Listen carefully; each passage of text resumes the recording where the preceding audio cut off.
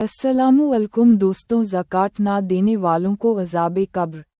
मिराज की रात नबी करीम सल्लल्लाहु अलैहि वसल्लम का एक ऐसी कौम पर गुज़र हुआ जिनकी शर्मगाहों के आगे और पीछे चिथड़े लिपटे हुए थे और वह मवेशियों की तरह चर रहे थे। आप सल्लल्लाहु अलैहि वसल्लम ने पूछा, ये कौन लोग हैं? हजरत जिब्रील अलैहिस्सलाम ने अर्ज़ किया, या रसूलुल्लाह सल्लल्लाहु अलैहि वसल्लम, ये वह लोग हैं जो अपने माल की ज़कात अदा नहीं करते थे और फ़कीरों और मिस्कीनों पर रहम नहीं करते थे। अल्लाह ताला का इरशाद गिरामी है, और वह लोग जो सोना और चांदी जोड़कर रखते हैं और उसे अल्लाह की राह में खर्च नहीं करते, उन्हें खुशखबरी सुना दो दर्दनाक अज़ाब की। तौबा 34। जिस दिन वह माल तपाया जाएगा जहन्नम की आग में, फिर उससे उनकी पेशानियां और करवटें और पीठें दागेंगे। ये है वह जो तुमने अपने लिए जोड़ कर रखा था, अब इसको जोड़ने का मज़ा चखो।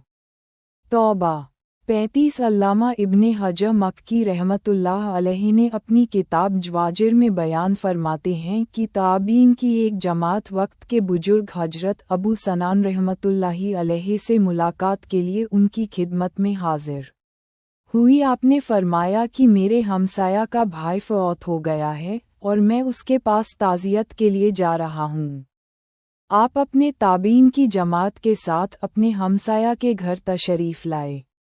देखा कि वह शख्स बहुत ही रो रहा है। आप उसे तसल्ली देते हैं लेकिन वह रोए जा रहा है। आपने उसे कहा कि देखो, मौत व हयात अल्लाह ताला के कब्ज़े कुदरत में है, तुम सब्र करो। उसने कहा कि मुझे तो अपने भाई का सुबह व शाम का अज़ाब रुला रहा है। इसने वाक़िया बताते हुए कहा कि जब मेरे भाई को कब्र में दफन कर दिया गया और मिट्टी डालकर कब्र तैयार कर दी गई तो लोग वापस चले गए और मैं उसकी कब्र के पास बैठ गया। अचानक कब्र से आवाज़ आए, अफ़सोस, हाय अफ़सोस, लोग मुझे अकेला छोड़कर चले गए और मैं अज़ाब की मुसीबत उठा रहा हूँ। हालांकि मैं नमाज पढ़ता था और रोज़े रखता था। जब मैंने यह आवाज़ सुनी तो मैं रोने लगा।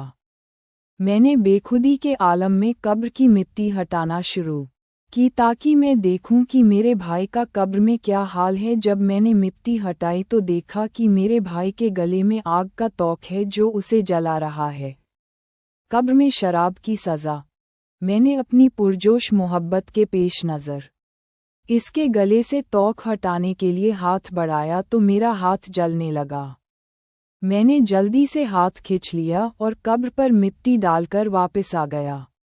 वह बुजुर्ग पूछने लगे, तेरे भाई के अमल क्या थे? इसने कहा कि वह नमाज पढ़ता था, रोज़े रखता था, लेकिन ज़कात अदा नहीं करता था। वह बुजुर्ग कहने लगे कि ठीक है, तेरे भाई को यही अज़ाब होना चाहिए था, क्योंकि अल्लाह ताला का इरशाद है, और जो बुख करते हैं इस चीज़ से जो अल्लाह ने उन्हें अपने फ़ज़ल से दी, हरगिज़ उन्हें अपने लिए अच्छा न समझे, बल्कि वह उनके लिए बुरा है। अनकरीब वह जिसमें बुक किया था, क़यामत के दिन उनके लिए गले का तोक होगा।